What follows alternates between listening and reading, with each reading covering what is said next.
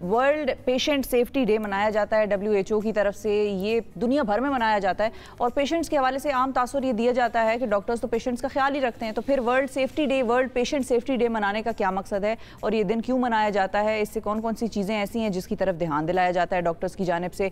इस पर हम बात करेंगे। हमारे साथ डॉक्टर ज़कीउद्दीन अहमद साहब मौजूद हैं जो कि डिजिटल हेल्थ स्पेशलिस्ट हैं, पेशेंट सेफ्टी और हेल्थ केयर लीडरशिप के हवाले से बड़ा काम ये करते हैं। अस्सलाम वालेकुम डॉक्टर साहब। वालेकुम अस्सलाम जी। बहुत शुक्रिया सर, आपने वक्त निकाला। सबसे पहले तो जब हम आम सुनते हैं कि वर्ल्ड पेशेंट सेफ्टी डे, तो ये समझ में नहीं आता कि ये दिन मनाने की ज़रूरत क्यों पेश आती है, क्योंकि डॉक्टर्स के बारे में ये तासुर जाता है कि डॉक्टर्स का काम यही है कि वो पेशेंट्स की सेफ्टी का ख्याल रखें और उनका ख्याल रखें। तो फिर why did we need world patient safety day? First of all thank you very much ji, आपका शुक्रिया, आपने इनवाइट किया। एक बहुत इम्पॉर्टेंट डे है। WHO ने इसी वजह से इसको पूरी दुनिया में मनाने का फ़ैसला किया चंद साल पहले। और आपका सवाल ये है कि जी पेशेंट सेफ्टी है क्या? बिल्कुल। और पेशेंट सेफ्टी का हम मतलब ये है कि जी जो प्रिवेंटेबल मेडिकल एरर्स होते हैं, वो गलतियाँ जो ना सिर्फ डॉक्टर्स बल्कि nurses, pharmacist, any health care professional या हॉस्पिटल का सिस्टम, जो मरीज़ के साथ अगर कोई गलती हो सकती है हॉस्पिटल में, क्लिनिक में या हेल्थ केयर सिस्टम में, उसको हम पेशेंट सेफ्टी के अंदर कवर करते हैं। इसका बैकग्राउंड ये है कि आज से तकरीबन 22 साल पहले अमेरिका के अंदर एक रिपोर्ट जो है वो इंस्टीट्यूट ऑफ मेडिसिन ने शाया की। उस रिपोर्ट में पहली मर्तबा उन्होंने ये बताया कि जी अमेरिका के अंदर तकरीबन 1 लाख मरीज़ प्रिवेंटेबल मेडिकल एरर्स यानी गलतियों की वजह से उनका इंतकाल हो जाता है। अच्छा। इसकी वजह से अमेरिका में भी और पूरी दुनिया में भी एक जाहिर बात है कि शोर हुआ कि भाई ये क्या चीज़ है, बिकॉज किसी ने उसको एड्रेस नहीं किया था। तो ये जर्नी आप समझे दुनिया में 22 साल पहले स्टार्ट हुई। उसके बाद फिर मेनली अमेरिका के अंदर, बाकी मुल्कों में भी, बट अमेरिका ने इसको लीड किया। फिर इसमें मज़ीद रिसर्च होती रही और पता है चला कि जी ये जो प्रिवेंटेबल मेडिकल एरर्स जिनको हम कहते हैं, ये दुनिया में हर जगह होते हैं। अमेरिका में भी होते हैं, अमेरिका के बेहतरीन अस्पतालों में भी होते हैं, जॉन्स हॉपकिंस में। ज़ाहिर है जहाँ इंसान है वहाँ इंसान से गलती हो सकती है। एग्जैक्टली। और ये जो आपने बात की ना कि जहाँ इंसान है वहाँ इंसान से गलती हो सकती है, ऑल्दो ये मैंने आपसे पहले डिस्कशन नहीं किया, लेकिन अगर मैं आपको ये बताऊं कि जो रिपोर्ट थी, जो पहली रिपोर्ट, उसका नाम था टू अर्र इज ह्यूमन। अच्छा, बिल्कुल, हाँ, टू अर्र इज ह्यूमन। यानी और पाकिस्तान के हमारे इस हवाले से कोई स्टैट्स मौजूद हैं? नहीं, ये 22 साल पहले जब स्टार्ट हुआ तो उस वक्त तो पाकिस्तान में कॉन्सेप्ट नहीं था। लेकिन अब ये है कि पाकिस्तान के अंदर कोई क्लियर हम ये कह नहीं सकते, एविडेंस नहीं है हमारे पास, हमने क्योंकि लोकल कोई स्टडी की नहीं है। लेकिन ये ज़रूर है कि पाकिस्तान में अब इसकी अवेयरनेस समझें, हमारा एक इदारा है, उसका नाम है रिफा, institute of health care improvement and safety. ये एक डेडिकेटेड इदारा है पेशेंट सेफ्टी के लिए, जो रिफा इंटरनेशनल यूनिवर्सिटी, पाकिस्तान की one of the largest universities है, उसने कायम किया। अल्हम्दुलिल्लाह ये रीजन का पहला इदारा है, सिर्फ पाकिस्तान का नहीं बल्कि इस पूरे रीजन में कोई एक डेडिकेटेड इंस्टीट्यूट नहीं था।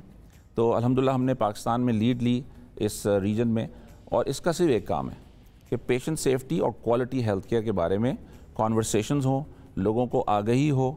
जो हेल्थ केयर प्रोफेशनल्स हैं, मैं सिर्फ डॉक्टर्स की बात नहीं करता, इसके अंदर सारे हेल्थ केयर प्रोफेशनल्स शामिल हैं जिनको हम ट्रेन करते हैं, उनकी कैपेसिटी बिल्ड करते हैं। तो ये एक जो टाइटल था ना उस रिपोर्ट का जो आपने जिक्र किया, ये कहता क्या है? ये कहता है कि जी इंसान तो खता का पुतला है और वो हमेशा गलती कर सकता है। बिल्कुल।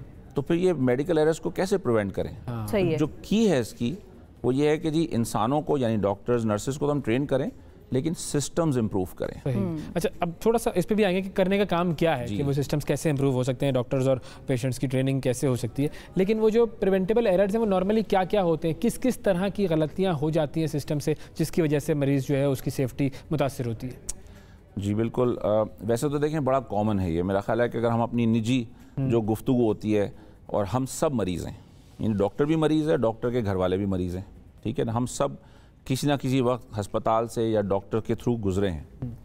तो जब भी आप उस इन्वायरमेंट में जाते हैं तो बहुत सी चीज़ें ऐसी हो सकती हैं जिनके लिए आप गए नहीं थे। सो फॉर इंस्टेंस पाकिस्तान में बहुत कॉमन है अनफॉर्चुनेटली कि लोग डायलिसिस के लिए जाते हैं, डायलिसिस हो जाता है उनका, लेकिन 2 महीने 4 महीने बाद उनको हेपेटाइटिस भी हो जाता है। इसी तरीके से हमारी पिछली कॉन्फ्रेंस में मिनिस्टर ऑफ हेल्थ साहब आए, उन्होंने सिर्फ एक टॉपिक पे, चूँकि पेशेंट सेफ्टी कॉन्फ्रेंस थी और मैं रीजंस बताऊंगा आपको, लेकिन उन्होंने सिर्फ एक की बात की, उन्होंने कहा जी पाकिस्तान जो है वो दुनिया में टॉप उन मुल्कों में है जहाँ पर इंजेक्शन के थ्रू इन्फेक्शन फैलता है। ये पेशेंट सेफ्टी है। लेकिन आम फहम में आपने सुना होगा कि जी राइट किडनी निकालनी छोड़ दी, कैंची छूट गई, तौलिया रह गए, छूट गई, तौलिया रह गया। अच्छा, क्या अब ये एक और चीज़ है, वो केस बड़ा मशहूर हुआ था, आपने भी सुना होगा, खैबर पख्तूनख्वा का जो KTH है, खैबर टीचिंग हॉस्पिटल, बड़ा मशहूर, बहुत बड़ा, उधर ऑक्सीजन के जो सप्लाई थी वो रुक गई रात को किसी वक्त, और जो डॉक्टर बैठा था उसके अपने वालिद साहब एडमिट थे वहाँ पर, तो वो उनको मॉनिटर कर रहा था, तो बाय चांस उसकी नज़र पड़ गई कि ऑक्सीजन सेचुरेशन या ऑक्सीजन लेवल्स हैं वो डिक्लाइन हो रहे हैं। तो ये कितना प्रिवेंटेबल था? अब ये बेसिकली कोई ह्यूमन एरर तो है नहीं, ये तो टेक्निकल एरर आप इसको ज़्यादा कह सकते हैं कि वो सिस्टम की सप्लाई जो है वो ऑक्सीजन की वो नहीं आ रही थी, या ऑक्सीजन खत्म हो गई, या कुछ इस किस्म का था। तो इसमें आप देखते हैं कि ये भी प्रिवेंटेबल था। Exactly, and 100%।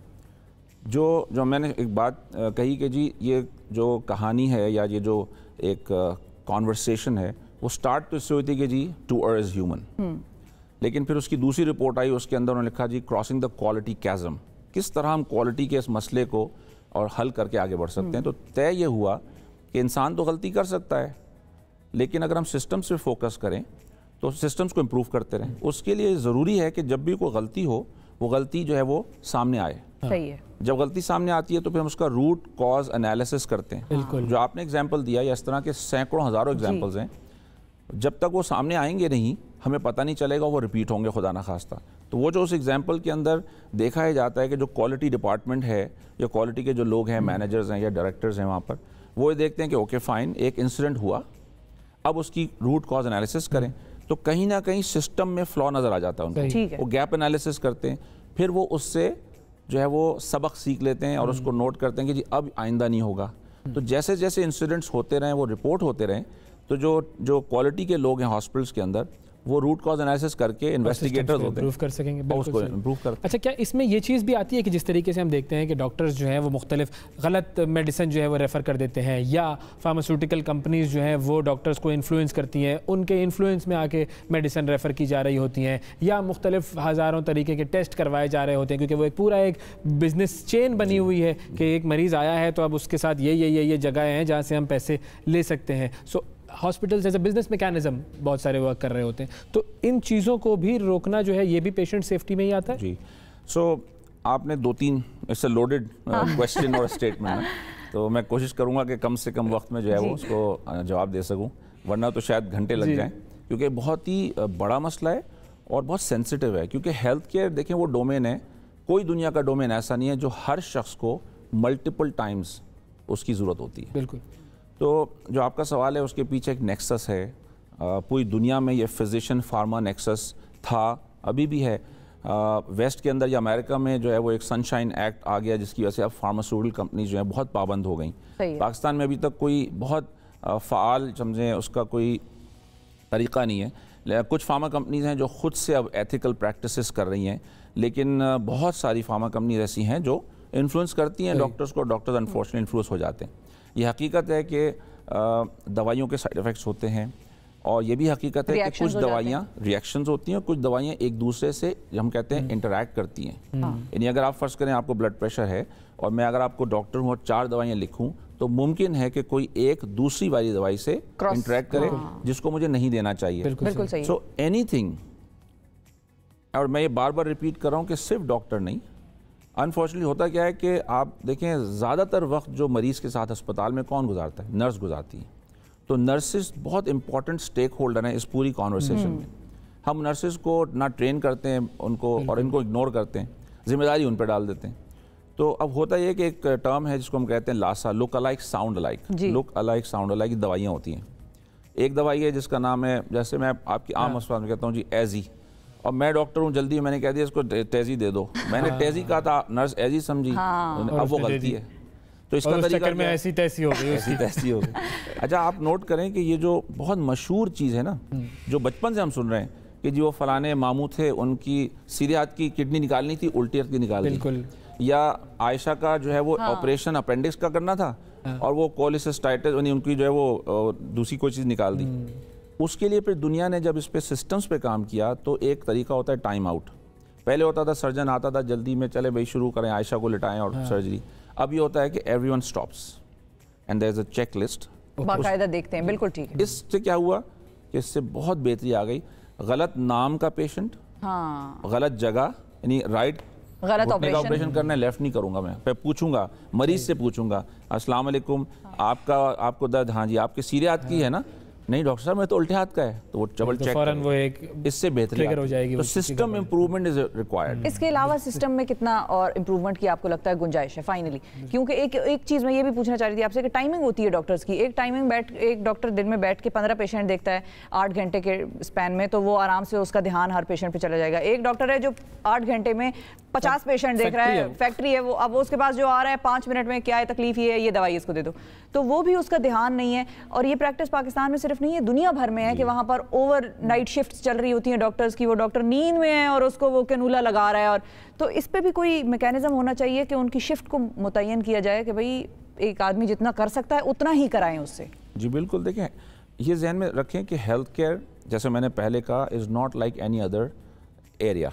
हेल्थ केयर के अंदर जो है वो 24 घंटे काम होता है। आप कहें जी तो एयरपोर्ट भी 24 घंटे चलता है, लेकिन इंसानों का मामला डिफरेंट है। इसी तरीके से डॉक्टर्स का मामला डिफरेंट है। अब मैं अगर फर्स्ट क्लास सर्जन हूँ और मैंने जो है वो आज 20 मरीज़ों को अपनी ओपीडी में देखना है और मैंने एक सर्जरी करनी है सुबह, मेरा ख्याल था 2 घंटे में ख़त्म होगी और वो 4 घंटे लग गए। तो ऐसा दूसरी एरियाज़ में कम होता है। तो डॉक्टर्स की और हेल्थ केयर प्रोफेशनल्स की कुछ स्पेसिफिक लिमिटेशंस हैं जो हमें जहन में रखनी चाहिए। फिर यह है कि हमारे गवर्नमेंट हॉस्पिटल्स के अंदर चूँकि हमारा सिस्टम ख़राब है, और सिस्टम क्या ख़राब है अगर आप अलाउ करें तो मैं 1 मिनट में बयान कर दूँ कि हमारा सिस्टम ख़राब ये है पूरे पाकिस्तान का कि खांसी नज़ला ज़ुकाम हो आपको तो भी आप पिम्स चले जाते हैं। इसका मतलब ये है कि पूरी दुनिया में होता है कि प्राइमरी केयर सेंटर्स होते हैं, चाहे वो इंग्लैंड हो, सऊदी अरब हो। आपको अगर नज़ला ज़ुकाम है तो आप पिम्स नहीं जाएंगे, आप जिन्ना अस्पताल नहीं जाएंगे, आप शिफा नहीं जाएंगे, आप आखा नहीं जाते, आप एक छोटे क्लिनिक है जो आपके घर के पास है, कम्युनिटी क्लिनिक। उससे फ़ायदा ये होता है कि जो असल मरीज़ हैं वही टर्शरी केयर सेंटर जिसको कहते हैं, जिन हमारे यहाँ तो वो क्लिनिक्स भी जो हैं वो प्राइवेट होते हैं, वो गवर्नमेंट की तरफ से तो क्लिनिक्स हैं कोई नहीं, जिस तरह इंग्लैंड में सर्जरीज बनी हैं। जी बिल्कुल बिल्कुल ऐसा ही है। और ये भी एक गैप है कि अनफॉर्चुनेटली हम जैसे मुल्क पाकिस्तान, इवन इंडिया के अंदर जो प्राइवेट सेक्टर है, अराउंड 60 to 70% जो हेल्थ केयर का जो बर्डन है वो प्राइवेट सेक्टर ने उठाया हुआ है। अब उससे कुछ हमारे फ़वाइद भी हैं कि जी हमें अच्छे अस्पताल मिल गए अल्हम्दुलिल्लाह, और ये कि पहले जैसे लिवर ट्रांसप्लांट नहीं होता था पाकिस्तान में, अब शिफा ने स्टार्ट किया, सारे मरीज़ हमारे इंडिया से, उसके ड्रॉबैक्स भी हैं, पॉजिटिव नेगेटिव। लेकिन ये कि at the end of the day health care हो या एजुकेशन हो, लेकिन हम चूँकि हेल्थ केयर की बात करें, ये गवर्नमेंट की जिम्मेदारी होती है कि वो हर मरीज़ को हेल्थ केयर प्रोवाइड करे, फ्री प्रोवाइड करे, क्वालिटी प्रोवाइड करे। इस वक्त दुनिया के अंदर एक्सेस की बात हो रही है, WHO उसको प्रमोट करता है कि जी हर शख्स को एक्सेस होनी चाहिए। लेकिन जब से हम ये पेशेंट सेफ्टी पे काम शुरू हुआ है, उसमें उन्होंने ऐड कर दिया है कि जी एक्सेस तो है, लेकिन एक्सेस के साथ क्वालिटी हेल्थ केयर, क्योंकि अगर क्वालिटी नहीं होगी तो फिर सेफ्टी नहीं होगी। तो जैसे मैंने आपसे कहा कि आप गए थे डायलिसिस के लिए और तोहफा लेके आए हेपेटाइटिस का, तो फिर आपको वे करना पड़ता है कि क्या ये हम एक्सेस जो थी ये मरीज़ के लिए फ़ायदेमंद रही या इससे मज़ीद नुकसान हुआ। बिल्कुल ठीक है। तो ये कॉन्वर्सेशन जो पेशेंट सेफ्टी में हम करते हैं,